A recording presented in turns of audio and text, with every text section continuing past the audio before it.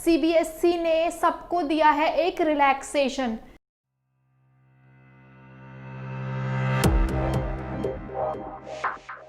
Hello मेरे प्यारे rock stars, how are you all, welcome to the Kelvin. So guys, पता है क्या है, सीबीएसई ने सबको दिया है एक रिलैक्सेशन। कैसे रिलैक्सेशन दिया है? अपना 30% सिलेबस रिड्यूस करके। केमिस्ट्री में सीबीएसई ने, इवन हर सब्जेक्ट्स में सीबीएसई ने पेंडेमिक की वजह से, ताकि बच्चों को पढ़ने पे बर्डन ना लगे। एज यू ऑल नो कि क्लासेस थोड़े टाइम तक सस्पेंड हो चुकी थी, ऑनलाइन क्लासेस चल रही थी, तो उसकी वजह से बच्चों पे बर्डन ना आए, प्रेशराइज ना हो, तो सीबीएसई ने अपना 30% सिलेबस रिड्यूस कर दिया है। तो अब आपको क्या पढ़ना है?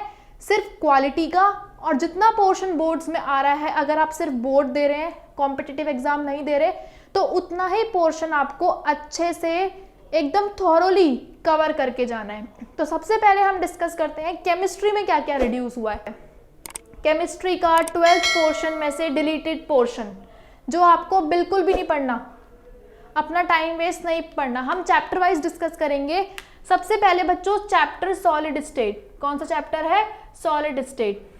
देखो, आपको पता है कि सॉलिड स्टेट में बहुत सारी थ्योरीज हैं, तो अच्छा है कि वो थ्योरी में आप टाइम वेस्ट ना करके उसके न्यूमेरिकल पोर्शन पे ज़्यादा फोकस करो, क्योंकि उसमें इलेक्ट्रिकल और मैग्नेटिक प्रॉपर्टी बिल्कुल भी नहीं आएगा।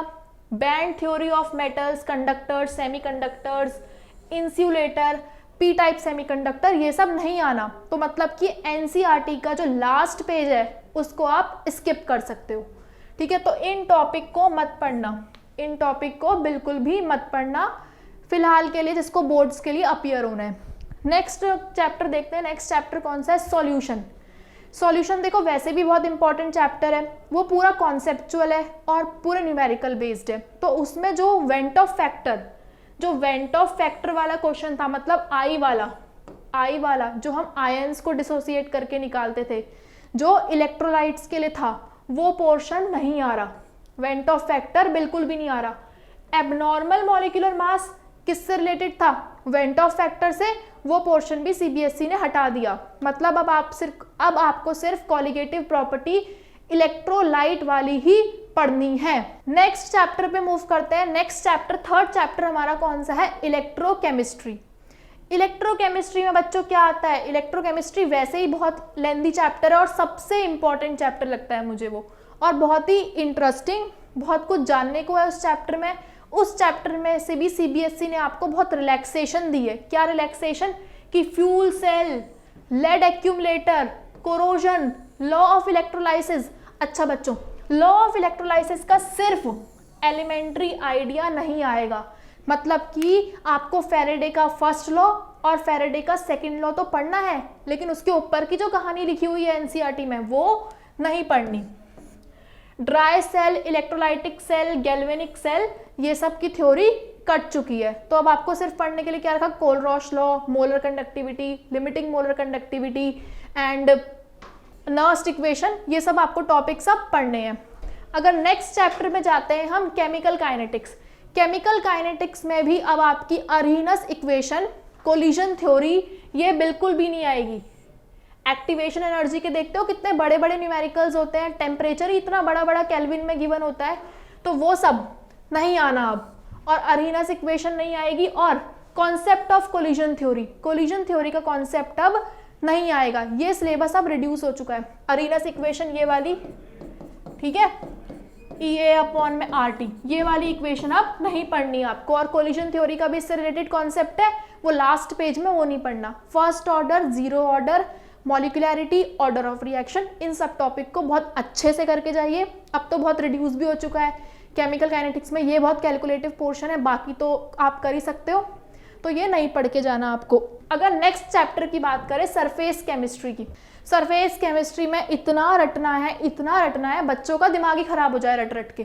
तो आप क्या करेंगे अब आप इमल्शन बिल्कुल भी नहीं पढ़ेंगे। ऑयल वाटर इमल्शन, जितने भी इमल्शन होते हैं, वाटर या मिल्क जो पढ़ते थे, वो सब नहीं रटने आपको, ठीक है, वो सब नहीं रटने आपको।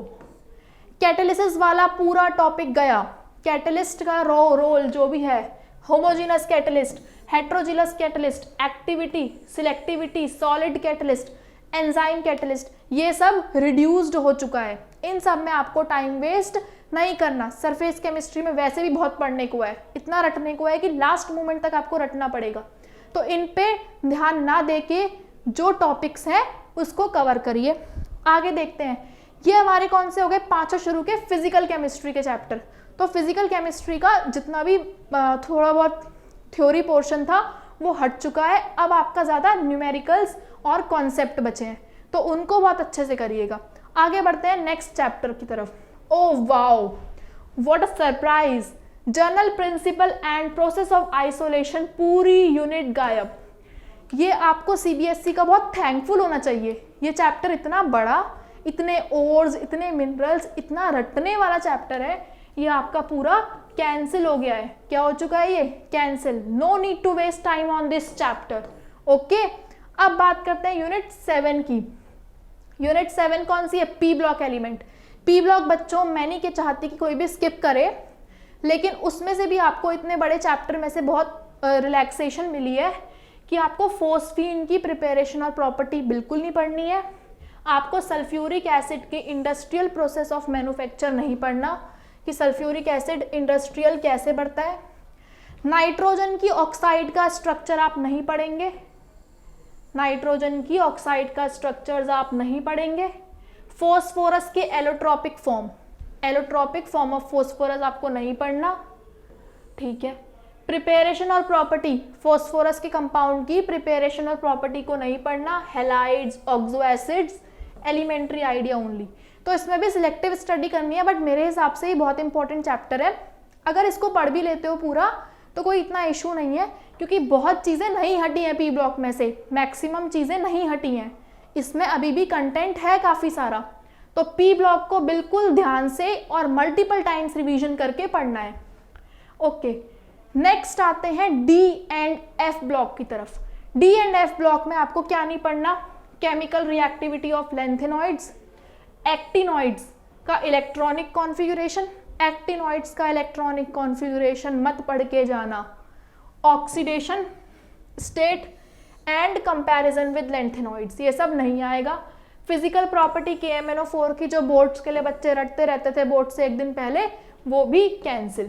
किस किस की, KMnO4 एंड K2Cr2O7 की। जो हमारे टीचर कहते थे ना इंपॉर्टेंट है रटो, वो सब अब नहीं रटना क्योंकि वो कट चुका है। आगे बढ़ते हैं हम कोऑर्डिनेशन कंपाउंड में। कोऑर्डिनेशन कंपाउंड सबको पता है कि कितना अच्छा चैप्टर है, हम इस चैप्टर का वेट करते हैं पढ़ने के लिए। तो उसमें से अब क्या नहीं पढ़ना आपको, स्ट्रक्चर और स्टीरियो आइसोमेरिज्म नहीं आएगा। Importance of coordination compound in qualitative analysis, ये नहीं आएगा। मेटल का एक्सट्रैक्शन एंड बायोलॉजिकल सिस्टम नहीं आएगा। इसमें से भी कुछ ज़्यादा नहीं कटा है, आपको सब कुछ ही पढ़ना है। आपको नोमेनक्लेचर पढ़ना है, इसमें से क्रिस्टल फ्यूल थ्योरी पढ़नी है, आपको स्प्लिटिंग पढ़नी है, कॉम्प्लेक्स का स्ट्रक्चर कैसा होता है, स्क्वायर, प्लेनर, पिरामिडल, ये सब आपको पढ़ना है। ये सब आप स्किप नहीं करोगे। स्किप क्या करोगे, स्टीरियो आइसोमेरिज्म, कोऑर्डिनेशन कंपाउंड की इंपॉर्टेंस, ठीक है। ये तो बच्चे वैसे भी लास्ट मोमेंट में ही पढ़ते हैं, तो अब ये नहीं पढ़ेंगे। आगे की बात करते हैं हम। ये सब क्या हो गया हमारे इनऑर्गेनिक के चैप्टर्स। क्या हुए ये सब, इनऑर्गेनिक के चैप्टर्स। अगर हम अपनी बात करें अगली स्लाइड में, तो हम पढ़ेंगे अब हेलो एल्कीन्स और हेलो एरीन्स में से क्या कटा है ये देखेंगे। हेलो एल्कीन्स और हेलो एरीन्स से क्या स्टार्ट होती है, ऑर्गेनिक केमिस्ट्री।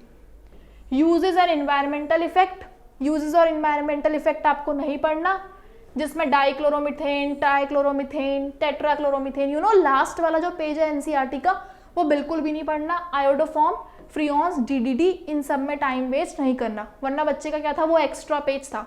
सारी रिएक्शन तो पढ़नी है, सारी प्रिपरेशन, केमिकल प्रॉपर्टी सब पढ़नी है हेलो एल्केन्स और हेलो एरीन्स की, सिर्फ इसको छोड़ के, ठीक है। अब बात करते हैं यूनिट 11 की। एल्कोहल, फिनॉल्स और ईथर में से क्या नहीं पढ़ना, यूजेस। सिर्फ इसमें कुछ ज़्यादा नहीं कटा, मिथेनॉल और इथेनॉल के थोड़े से यूजेस हैं, वो इन्होंने काट दिए क्योंकि इन्हें पता है कि वो इतने इंपॉर्टेंट नहीं है। अगर एल्डिहाइड और कीटोन्स की बात करें तो ये इतना इंपॉर्टेंट चैप्टर है, इतना इंपॉर्टेंट चैप्टर है कि सीबीएसई भी डर गई कुछ काटने से। तो इस चैप्टर को बहुत अच्छे से दिमाग में बिठा के जाना है, इसमें से कुछ नहीं कटा। आगे बात करते हैं हम अमीन्स की। तो अमीन्स में से डाइजोनियम सॉल्ट, डाइजोनियम सॉल्ट याद है, डाइजोनियम सॉल्ट। कैसे याद करते थे इसकी प्रिपरेशन हम? N2Cl। मैम ये तो हेलो एल्केन्स में भी है, तो वहाँ से भी कट गया? नहीं बच्चे, वहाँ से नहीं कटा, सिर्फ यहाँ से कटा है डाइजोनियम सॉल्ट। तो आपको डाइजोनियम सॉल्ट एक तरह से पढ़ना तो है, सेंडमियर्स रिएक्शन भी आनी है, गेटरमैन रिएक्शन भी आनी है, लेकिन अमीन्स के चैप्टर से नहीं आएगी कोई रिएक्शन। ठीक है, डाइजोनियम सॉल्ट पूरा कट चुका है। अगर बात करते हैं हम अपने बायोमोलिक्यूल्स की, बायोमोलिक्यूल्स की में खेलते हैं। बायोमोलिक्यूल्स में क्या क्या कटा है? ओलिगोसैकेराइड्स, सुक्रोज, लैक्टोज, माल्टोज, कुछ भी नहीं आना। पॉलीसैकेराइड, स्टार्च, सेलुलोज, ग्लाइकोजन, ये भी कुछ नहीं आना। इंपॉर्टेंस ऑफ कार्बोहाइड्रेट, ये भी गया। Vitamins, classification and functions, biomolecules आधा तो बायो का ही पार्ट होता है, ये सब चले गया। हॉर्मोन्स, एलिमेंट्री आइडिया, ये सब आपका कट चुका है बायोमोलिक्यूल्स में से, तो इसमें टाइम वेस्ट ना करें क्योंकि बायोमोलिक्यूल्स ऑलरेडी लेंदी चैप्टर है। अब बात करते हैं अपने फेवरेट छोटे से चैप्टर की, जिसे बोलते हैं पॉलीमर्स। वो पॉलीमर्स की एंटायर यूनिट इन्होंने काट दी है। बहुत बच्चों को दुख भी हुआ होगा क्योंकि स्कोरिंग चैप्टर है, लेकिन बच्चों अब तो ये कट गई, तो अब तो बिल्कुल पढ़ना ही नहीं।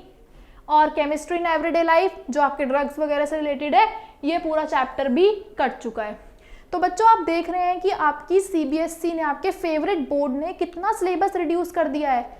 तीन चैप्टर तो टोटली डिलीट कर दिए केमिस्ट्री से। तो अब अपनी प्रिपरेशन स्ट्रैटेजी आप ऐसी बनाइए जिससे आप जितना सिलेबस आ रहा है सिर्फ उतना ही करो, उतने पोर्शन को बहुत अच्छे से करो 100%, और अपने 95+ स्कोर करो। ठीक है, और अब मेहनत करो, अब अपनी प्रिपरेशन स्ट्रैटेजी को और बूस्ट करो, सिर्फ पढ़ाई में ध्यान दो। अभी इस टाइम प्लीज कोई डिस्ट्रैक्शन नहीं, बाद में तो मजे ही मजे हैं। तो गाइज ऑल द बेस्ट, अब मिलते हैं अपनी नेक्स्ट वीडियो में, बाय।